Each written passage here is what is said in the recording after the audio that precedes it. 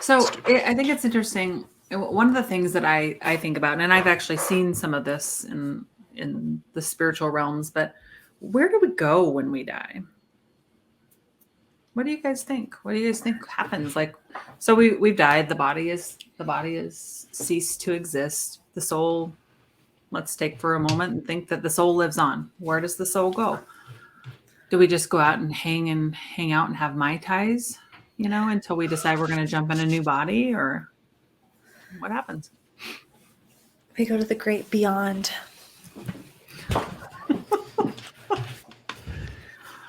Like the people close to you that have passed, what do you think they're up to right now?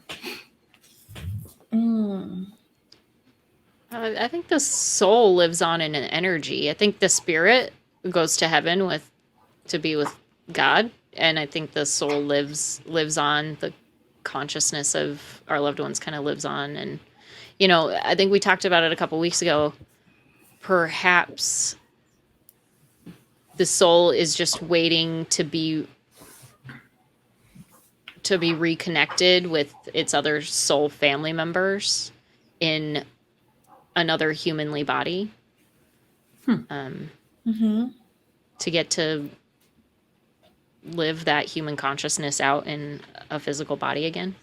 Maybe that's the case for some souls. Maybe some souls reincarnate into other animals or something, like reincarnation. I don't know. There's so many things it could be, right?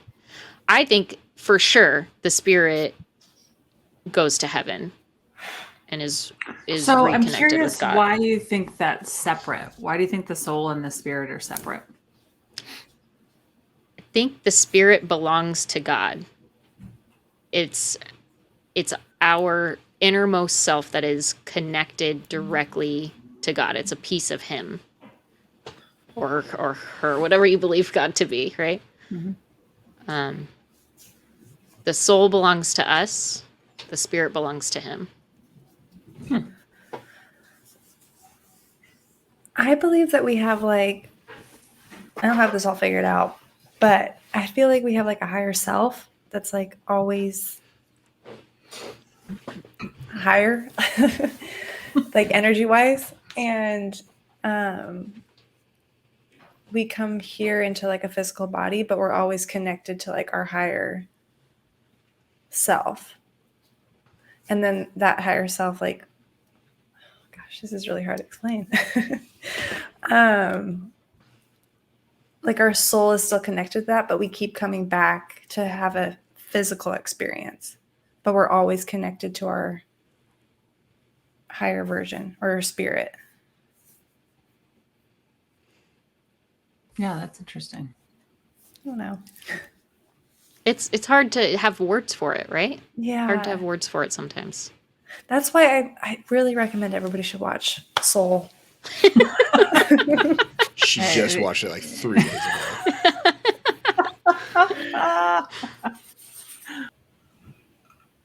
So from people who have passed on, I know, Karen, you've gotten a lot of messages from people who have passed on. I've had more, since my dad passed, I've had experiences of recognizing his signs. What do you feel like? Where do you feel like they are? Yeah. Well, I've actually been shown this in a couple of different visitations. The one specifically that I remember, the neighbor that committed suicide. This was, now mind you, this was 20 years after he committed suicide. So time is really nothing in this existence of where we're just energy, right? That we don't keep clocks and watches and go, it's not linear. Time to show up, right? But he was very stuck in this. So he appeared, his soul essence appeared very grayish and ashen to me, and he was very much stuck in trying to work through the patterns of this suicide.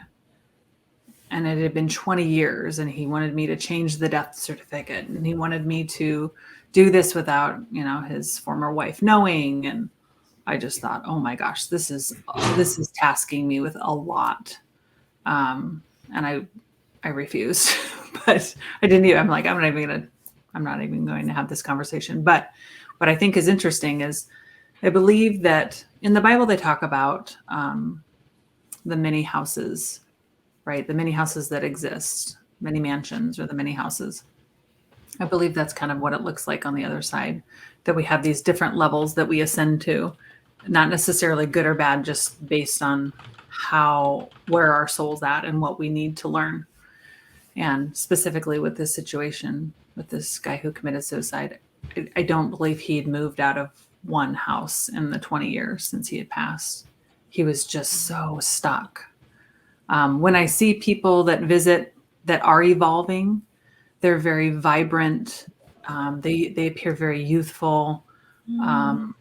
They appear like they look like their best self, which is interesting because sometimes I'm like, whoa, I don't know if I recognize you.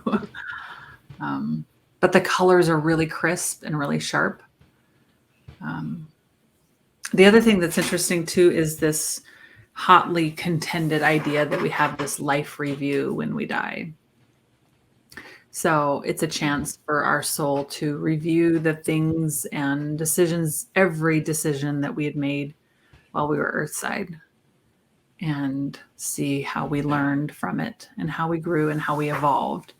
And then from that, at what point in this afterlife do we need to continue to move through these different lessons? Do we need to take on another body and reincarnate? Do we travel, without a body for a while, learning these lessons from our other soul family? So that's interesting. I've been taken through a life review, not a full one, but a partial one.